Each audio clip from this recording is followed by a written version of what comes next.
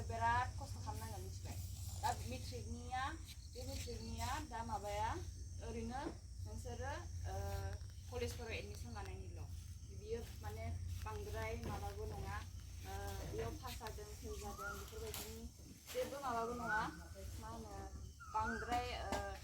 साननाङा आरो हा माने जेनेबा नोंसोरो गोसोखौ दुखु खालामनाङा माने फेल जाबाबो पास जाबाबो खिन्थु नाजाबाय थानांगौ नाजानायखौ खिन्थु गारनाङा दा लादामा सेकेन्ड डिभिजन पास जादों बा सेकेन्ड डिभिजन जानाया बियो गोरलै माबा नङा आरो बांद्राय मोजांबो सोरजिं बसुमतारिया मेट्रिक आनजादाव नैथि थाखोआव उथ्रिनायनि थाखाय बिथांनो आर'नाइ गांसे माबानो होनो नागिरदों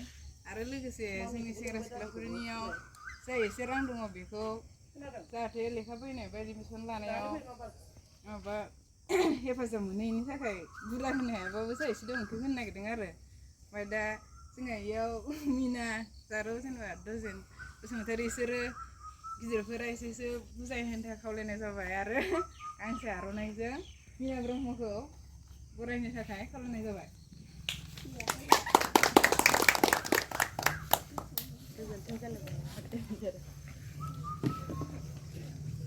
जाबाय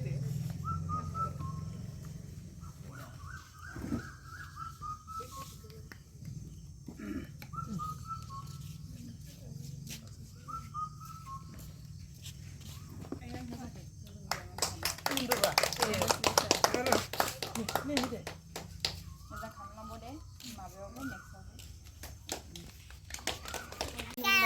गामिनि जोंमा लाइमोन आफादनि गासैबो सोद्रोमाफोर बेजों लोगोसेनो जों जि न'खराव दिनै मोनसे थांखि लानानै नुजाफैदों बे न'खरनिनो बिमा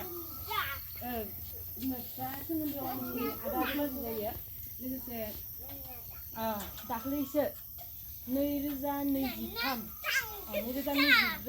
मायथाइयाव जानाय मेट्रिक आनजादखौ उथ्रिनो हानाय आंनिनो